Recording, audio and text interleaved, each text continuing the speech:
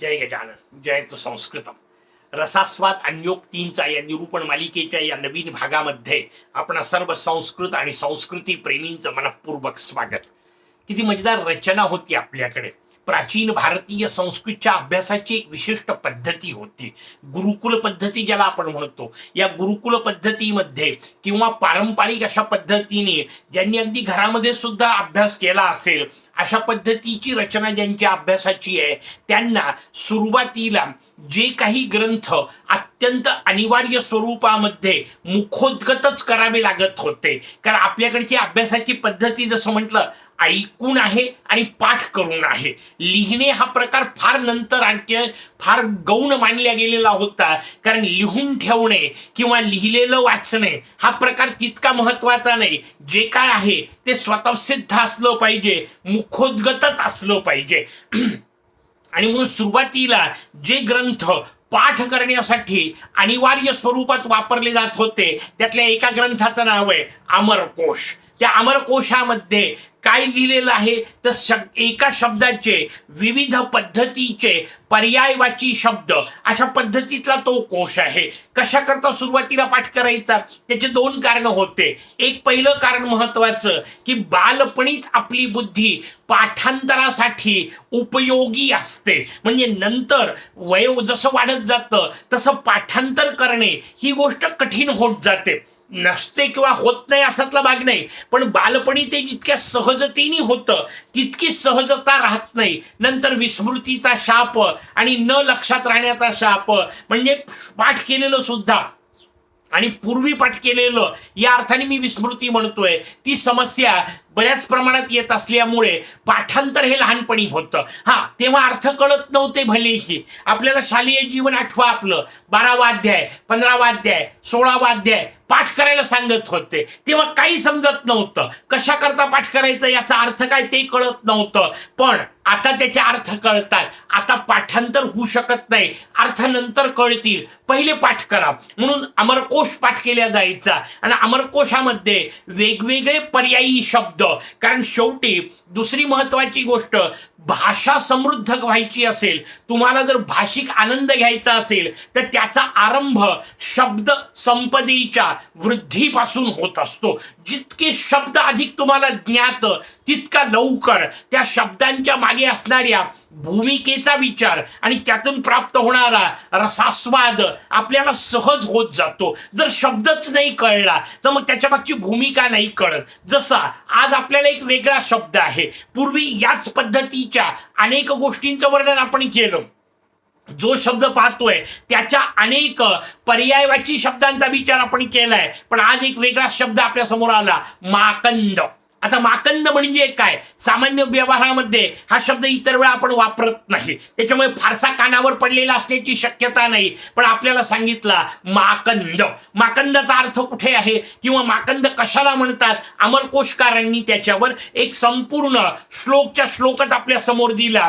श्लोक ऐकल्याबरोबर आपल्याला माकंदाचा अर्थ कळेल. त्यांनी श्लोक आपल्या समोर सांगितला, आम्र चूतो रसालोसो सहकार अतिसौरभः माकंद पिकबंधु स्यात्. मूळ अमरकोशाने वापरलेला विषय आहे सहकारोती सौरभम. आता तुम्ही म्हणाल ते एकच पुन्हा वेगवेगळ्या चरणात आलं का? पहिल्या याच्यातही सहकारोती सौरभा म्हटलं, दुसऱ्या याच्यातही सहकारोती सौरभे म्हटलं. एकच गोष्ट सांगायची आहे का? तर नाहीये. त्याच्यातही वेगवेगळ्या छटा आहेत, पण त्या सगळ्या समजून घेणे हा आता आपला विषय नाहीये. काही कवींनी त्यात पुन्हा आणखीन भर घातली. त्यांनी पहिलं सगळं व्यवस्थित सांगितलं आणि शेवटचा शब्द सारखा दिसतो म्हटल्यावर तिथे आणखीन 2 शब्द वापरले, कामबाण गंधवाहन. किती वेगवेगळे शब्द कळले पहा. आम्र पहिला हिशोब कळला, चूत आपण वारंवार पाहिलेला आहे, रसाल रसानी परिपूर्ण असलेला आंब्याचंच वर्णन आहे, सहकार केव्हा जेव्हा अतिसौरभे हे जे पुढच्या वेळात होतं याचा अर्थ जेव्हा तो सुगंधाने युक्त असतो. मग एक तर लागलेल्या मंजिरीचा सुगंध किंवा पिकलेल्या आंब्याच्या पाडाचा सुगंध, या 2 सुगंधांनी जेव्हा युक्त असतो ना तेव्हाच सहकार म्हणायचंय. कोणाला केव्हा काय म्हणायचं, कोणता शब्द कुठे वापरायचा हा सुद्धा एक अभ्यासाचा वेगळा विषय आहे. आणखीन त्याला शब्द सांगितला माकंद. माकंद म्हणजे ही आंबाच. पीकबंधू, पीक शब्दाचा अर्थ आहे कोकिळ, पीकबंधू याचा अर्थ कोकिळेचा अत्यंत आवडता. बंधू शब्द संस्कृत मध्ये आवडता, प्रिय या अर्थाने वापरला जातो. केवळ भाऊ म्हणून नाही, जी जी व्यक्ती प्रिय असेल त्या सगळ्यांना बंधू म्हटलं जातं. म्हणून अजब शब्द आपल्याला एखादा असा पाहायला मिळतो. जसं रामचंद्रांचं वर्णन करताना संस्कृत मध्ये एक वर्णन मिळतं, सीता बंधू. मराठीचा अर्थ नाही लावायचा, गडबड होऊन जाईल. सीतेचे बंधू असा अर्थ नाहीये. बंधू शब्दाचा अर्थ प्रेमाने बांधून ठेवणारी व्यक्ती. बध्नाती धातू आहे त्याच्यामध्ये. म्हणून आपल्या प्रेयसीपासून दूर गेलेला यक्ष मेघदूतात शब्द वापरतो, दूर बंधुर्गतो मे. मी माझ्या बंधूपासून दूर गेलो आहे. आता तो भावंडांचा विचार नाही सांगत आहे, प्रेयसीचा पत्नीचा विचार सांगत आहे. मग तिला बंधू कसं म्हटलं? कारण ती प्रेमाने बांधून ठेवते. बंधू शब्द असा अत्यंत व्यापक आहे. त्या पीक म्हणजे कोकिळाला बांधून ठेवतो म्हणून त्याला पीक बंधू असा पण शब्द वापरला.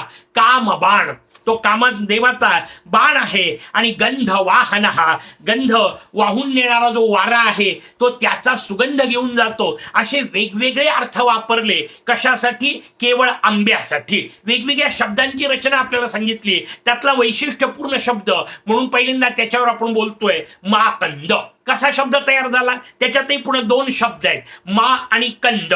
मा शब्दाचा अर्थ आपल्याला माहिती असलेला नेहमीचा देवी लक्ष्मी, कारण तिला मा असं म्हणतात. मा शब्द कुठल्याही मातोश्री करता या अर्थाने, मग आपण सगळ्यांनाच माता म्हणू शकतो, लोकमाता, भूमाता, त्या सगळ्या अर्थाने. पण प्रामुख्याने मा शब्द लक्ष्मी करता वापरला. आता विषय असा आहे की लक्ष्मी म्हणजे काय? आपण सहज म्हणू शकतो पैसा, त्याला आपण लक्ष्मी म्हणतो. तो केवळ एक प्रकार आहे, लक्षात घ्या. संपत्ती या अत्यंत व्यापक अर्थाने भारतीय संस्कृतीने हा शब्द वापरला. माझी लक्ष्मी काय? तर माझ्या जवळची संपत्ती. मग ती वाणी असेल, मग ती कदाचित शक्ती असेल, मग ते सौंदर्य असेल, याच्यावर विवेचन आपण केलेलं आहे. अशी जी संपत्ती, मग ती दैवी असू शकते किंवा राक्षसी असू शकते, त्याचंही वर्णन आपण पूर्वी केलेलं आहे. अशी जी संपत्ती तिला म्हटलं मा. आणि त्यात कंद शब्द वापरला. कंद शब्दाचा अर्थ आहे गच्च भरलेली गोष्ट. कंदमुळामधला जो विषय आहे तो त्याच्याच अर्थाने आलेला आहे. गच्च भरलेलं अशा ते प्रकारचं आसमन असतं. रताळ असेल, बीट असेल, ज्याला आपण कंद म्हणतो, ते कंद आतमधून गच्च भरलेले असतात.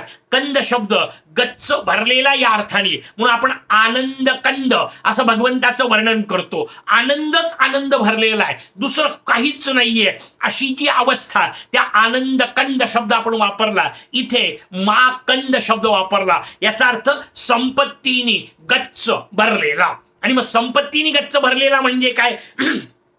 तर वेगवेगळ्या पद्धतीने आपण पूर्वी याचं निरूपण केलेलं आहे. आंब्याच्या जवळ पाचही ज्ञानेंद्रियांना आनंद देणारी संपदा आहे. संपत्ती शब्दाचा अर्थच तो समजून घ्यायचा आहे, जी तुम्हाला तर आनंद देईलच, पण जास्त महत्वाची गोष्ट आहे, तुमच्या जवळ जे येतील त्यांना जो आनंद मिळतो ना, तो आनंद जास्त अपेक्षित आहे. माझ्यामुळे इतरांना आनंद मिळत असेल तर ती संपत्ती आहे, ज्या कोणत्या गोष्टींनी असेल. आणि आंब्याचं वर्णन आपण पाहिलं, शब्द, स्पर्श, रूप, रस, गंध या पाचही प्रकारचे आनंद आंबा सहजतेने देत असल्यामुळे आंब्याला माकंद शब्द वापरला. एका शब्दावर किती विवेचन करता येतं आणि किती त्याच्यामागच्या भूमिका आहे हे सांगण्याकरता मी आपल्याला मुद्दाम सांगितलं. पुढे आपल्याला ते त्या आंब्याच्या माध्यमातून, अर्थात ही गोष्ट मी आपल्याला वारंवार सांगतोय की काही सिद्धांत ते बरेचदा आपल्याला ऐकल्यासारखं वाटतील की हे तर पूर्वी ऐकलं होतं, त्याचं उत्तर नाही, जशाल तसं नाही सांगितलं.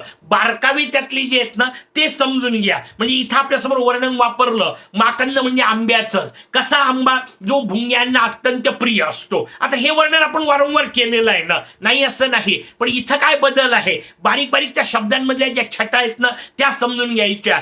पृष्ठाहा खलू परपृष्ठाहा, परपृष्ठ असे जे आहेत त्यांना पृष्ठ म्हणजे विचारलं. आता परपृष्ठ कोण? आंब्याचा विषय आला की आपल्याला सहजतेने लक्षात येईल. हा शब्द कोकिळेसाठी वापरला. परभृत असा शब्द आपण वापरला होता, दुसऱ्यांच्या माध्यमातून जगणारी. का? कारण कोकिळ घरटं बांधत नाही. असं म्हणतात की कोकीळ कावळ्याच्याच घरट्यामध्ये अंडे देते आणि ते अंडे आणि कावळ्याचे अंडे सारखेच असल्यामुळे ती कावळीन आपलेच पिल्ल आहे, आपलेच अंडे आहेत असं समजून त्या अंड्यांना उबवते आणि म्हणून तिला परभृतिका असं म्हणतात, परभृता असं म्हणतात. इथं परपुष्टा शब्द वापरला, दुसऱ्यांच्या माध्यमातून पुष्ट होणारी, याचा अर्थ कोणाच्या तरी आधारे जगणारी. आता माणसांकडे आणून पोचवा म्हणजे मग त्याचा अर्थ आपल्याला कळतो. तो भाव आपल्याला माणसांना लावला की कळतं, जो कोणाच्या तरी आधारे जगतोय. वाक्याचा अर्थ त्याच्या माध्यमातून त्यांनी केलेल्या मदतीवर जगतोय. आता मला सांगा, असा जो कोणी असेल परभृत, परपुष्ट, दुसऱ्यांनी ज्याला पुष्ट केलेलं, तो ज्यांनी पुष्टता दिली आहे त्याचं केवढं कौतुक करेल. मग तो हिशोब ते वापरतात कोकिळीच्या बाबतीमध्ये. का कोकिळ एवढा सुंदर गातोय? कारण आंब्यानी त्याला आपला दिव्य रस दिलेला आहे आणि त्या रसाचा परिणाम झालेला आहे कोकिळीच्या दिव्य ध्वनीवर, आवाजावर, की तो इतका गोड गातो. कारण देणेवाला समृद्ध असेल तर घेणेवाला सुद्धा समृद्ध होतो, हा भाव त्यातून त्यांना सांगायचा आहे. त्या आंब्याच्या या गुणांचं वर्णन केलं. मग त्यांना विचारायचं, कोणाला? जे त्याच्या भरोशावर जगतात. एखाद्याची माहिती काढायची असेल, एखाद्याचे गुण विचारायचे असतील तर त्यांनी ज्यांना मदत केलेली आहे त्यांना विचारावं. कारण ते सांगतील मी अडचणीत असताना कशा पद्धतीने त्यांनी मदत केली, कसा दानशूर आहे, कसा चांगला आहे. ज्याला काही मिळालंच नाही तो कशाला कौतुक करणार आहे. हा साधा हिशोब तिथे आपल्याला वापरला. म्हणून पृष्ठाहा विचारलं. कोणाला? परपृष्ठाहा, जे परपृष्ठ आहेत, जे दुसऱ्यांकडून पुष्ट झालेले आहेत त्यांना विचारलं. म्हणजे त्या कोकिळेला विचारलं, कारण ती आंब्याच्या सारखी जवळ असते. या हिशोबामध्ये वर्णन केलं. परितो दृष्टाश्च विटपिना सर्वे, जो आधारावर जगणार आहे त्याला विचारला. हा पहिला हिशोब सांगितला. दुसरा विषय सांगितला परितो दृष्टाश्च.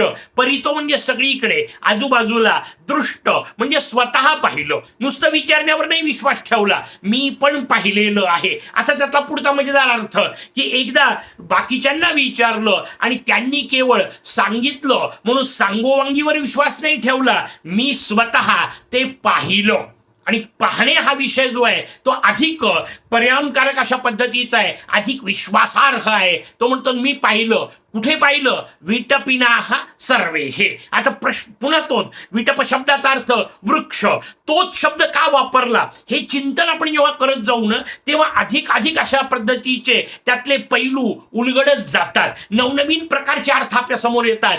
विटप शब्दाचा अर्थ पाहिला होता आपण फांदी. फांदीचा हिशोब काय? ती विस्तार पावते. आणि मग विटपिन शब्दाचा अर्थ फांद्यांनी युक्त असणारा, पण फांद्यांनी युक्त या वाक्याचा अर्थ विस्तार पावत जाणारा. हे जे सगळे विस्तार पावणारे आहेत ना त्यांना विचारलं. कारण समजून कोणाकडून घ्यायचं? जे स्वतः विस्तार पावत असतील, ते जे स्वतः संकुचित होत चालले, जे स्वतःच मर्यादित आहेत, त्यांच्याकडून जे मिळेल ते मर्यादितच मिळणार ना. म्हणून सगळ्या वृक्षांना पाहिलं, सगळ्या विटपी म्हणजे विस्तार करणाऱ्यांना त्यांचा विचार केला, त्यांचं मत घेतलं. पहिल्यांदा कोकिळ्या विचारून पाहिलं पण नाही जमलं. सगळे वृक्ष पाहिले पण तरी नाही लक्षात आलं. काय? जे पुढे त्यांना सांगायचंय आंब्याचं महत्व, कोकिळ सांगतो नाही नाही दुसरा कोणी नाही. सगळे झाडं पाहिले, लक्षात आलं याच्यासारखा कोणी नाही. त्याचं वर्णन करताना म्हणतायत माकंद न प्रपेते. हे माकंदा, हे आम्रवृक्षा, हे सकल पद्धतीने आनंद देणाऱ्या वृक्षा, हे संपत्ती संपन्न वृक्षा. हे माकंद शब्दाचे अर्थ आता आपल्याला नेमकेपणे लक्षात येतील. माकंद न प्रपेते, असा मिळालाच नाही कोणाला. ते पुढे महत्वाचं आहे. कदाचित एखाद्या बाकीच्यांना वाटेल यार हे सारखेच आहे, त्याचं उत्तर आहे नाही. जाणीव कोणाची करून घ्यायची, प्रतिक्रिया घ्यायच्या कोणाच्या, त्याचं उत्तर आहे मधुपेन. जो मध प्राशन करणारा आहे याचा अर्थ रसग्राही आहे. आणि रसग्रहण कोण करू शकतो? त्याचं उत्तर आहे जो रसज्ञ असेल त्यालाच घेता येतं. आपल्याकडे मराठीमध्ये म्हणी पडल्या, गाढवाला गुळाची चव काय. याचा अर्थ काय? की जे गाढव आहे ना त्याला गुळाचं महत्वच समजू शकत नाही. मग अशा गाढवानी समजा सांगितलं की हा पदार्थ काही चांगला नाही, उपाय काय, त्या उपयोग काय त्या सांगण्याचा, त्याच्यावर किती विश्वास ठेवायचा? कारण त्याला त्या विषयातली अक्कलच नाही.